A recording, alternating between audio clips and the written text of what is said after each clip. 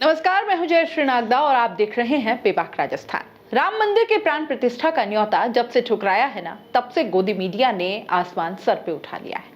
चिल्ला चिल्ला कर हलक सूख गया है। अब इन उड़क चुल्लुओं को कारण भी तो पूछना चाहिए कांग्रेस से, लेकिन खैर एक और हैं जिन्हें राहुल गांधी या गांधी परिवार पर खास तौर पर टिप्पणी के लिए ही जाना जाता है। दोस्तों, कांग्रेस के इस कदम की हर कोई बुराई कर रहा है। कोई कहता है कि 2024 में इसका नुकसान उन्हें उठाना पड़ेगा, तो वहीं कांग्रेस इस बात को मजबूती के साथ कह रही है कि पूरी तरह से संघ और भाजपा का ये कार्यक्रम है।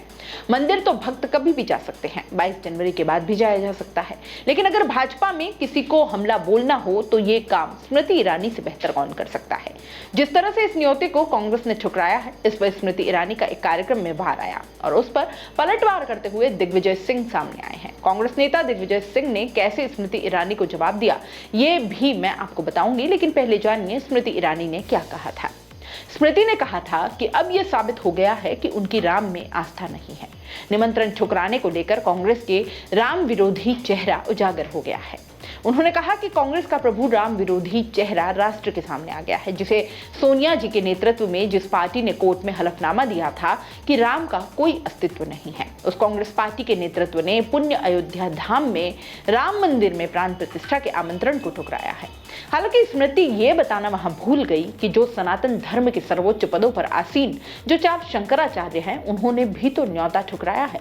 तो क्या स्मृति ये कहना चाह रही हैं कि जो 4 शंकराचार्य हैं वो भी राम विरोधी हैं या आस्था के विरुद्ध काम कर रहे हैं? दिग्विजय सिंह ने इस पूरे मुद्दे पर भाजपा को जवाब दिया है। कांग्रेस नेता दिग्विजय सिंह जो कहते हैं कि धर्म की गहरी जानकारी रखते हैं, उन्होंने इस पर कहा है कि हमें सिर्फ इस बात की आपत्ति है कि शंकराचार्यों का अपमान किया जा रहा है। राम मंदिर पर विश्व हिंदू परिषद का क्या अधिकार है? उन्होंने क्यों ठेका ले रखा है? राम मंदिर हम लोगों के चंदे से बन रहा है, हमने राम मंदिर के लिए दान दिया है। पूर्व पीएम नरसिम्हा राव और 4 शंकराचार्यों ने रामालय न्यास बनाया था जो आज भी कायम है, उनको अधिकार क्यों नहीं दिया गया? दोस्तों, इसी मुद्दे पर आरजेडी के सांसद मनोज झा जो हैं, उन्होंने कहा कि मेरे और श्री राम के बीच सीधा ताल्लुक है। गांधी मंदिर जाकर राम भक्त नहीं बनते थे, वो अवधारणा अंदर थी, इसलिए स्वर्ग गए और हे राम कहते हुए गए। आप हैं कौन? बेगानी की शादी में अब्दुल्ला दीवाना? आपने ठेका ले रखा है जो आए वो हिंदू और जो ना आए वो गैर हिंदू कहने का। मेरे और मेरे ईश्वर के बीच ये जो ठेकेदारी का सिस्टम विकसित किया गया है, वो हिंदू धर्म का कभी स्वभाव नहीं रहा है। अब देखिए, सच्चाई तो यह है कि सोनिया गांधी, राहुल गांधी, मल्लिकार्जुन खड़गे अगर निमंत्रण को स्वीकार करके प्राण प्रतिष्ठा कार्यक्रम में चले जाते तो यही मीडिया और भाजपा कहती कि हमने मजबूर कर दिया, देखो हमारी पिच पर आखिरकार कांग्रेस को आना ही पड़ा।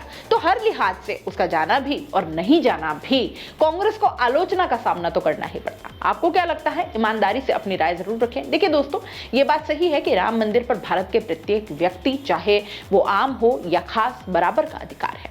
आप जैसे, हम जैसे लोग जिन्हें, या कई लाखों करोड़ों लोग और हैं जिन्हें 22 जनवरी का निमंत्रण नहीं मिला है, तो क्या हम प्रभु श्री राम के दर्शन नहीं करेंगे? भक्त को अपने आराध्य देव के दर्शन के लिए निमंत्रण की जरूरत नहीं होती, कभी भी वो जब चाहे जा सकते हैं। लेकिन फिर भी राम मंदिर पर खुलेआम राजनीति इन दिनों हो रही है। आप इस पूरे मुद्दे पर क्या सोचते हैं? अपनी राय कमेंट बॉक्स में जरूर दीजिए और हाँ, जाते जाते लाइक, शेयर और सब्सक्राइब जरूर करते जाइए।